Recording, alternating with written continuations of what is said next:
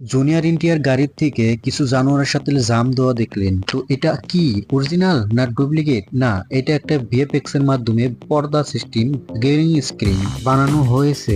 Junior NTR যখন গাড়ি থেকে জাম দিলেন সে গাড়িটা অরিজিনাল ছিল না বানানো ছিল, সে একটা ভিএফএক্স এর মাধ্যমে বানানো হয়েছে। আপনারা ভাবতেছেন এই শুটিং গুলো বাইরে কেন করে না, এমনকি এই শুটিং গুলো বাইরে করতে গেলে অনেক একটা খরচাটা বেড়ে যায়। এত সুন্দর ভিএফএক্স দিয়ে সিনেমাগুলো তৈরি করা হয়। এই শুটিংটা দেখছেন কোনো দেয়াল নেই, কেন পড়ে গেল? একটা হাওয়ায় একটা সিন নিল, যে সিনটায় গ্রিন স্ক্রিনের মাধ্যমে তো একটা ভিএফএক্সে কাটানো। এখন বলবো পুষ্পা টুর মধ্যে যতগুলো চন্দন কাঠ রয়েছে একটা চন্দন কাঠ নয়, এইগুলো সব ফেক। যখন পুষ্পা চন্দন কাঠের উপর দৌড়িয়ে আসে সে দৌড়ায় না, যে রশি বাঁধা থাকে। দেখতে পাচ্ছেন কোরআন দিয়ে ও লাভ দিছে, ও তেমন দড়ির সাহায্যে লাভ দিছে। এত সুন্দর করে বানানো হয়েছে, ভিএফএক্স দিয়ে সব ব্যাকগ্রাউন্ড চেঞ্জ করে দেওয়া হয়েছে।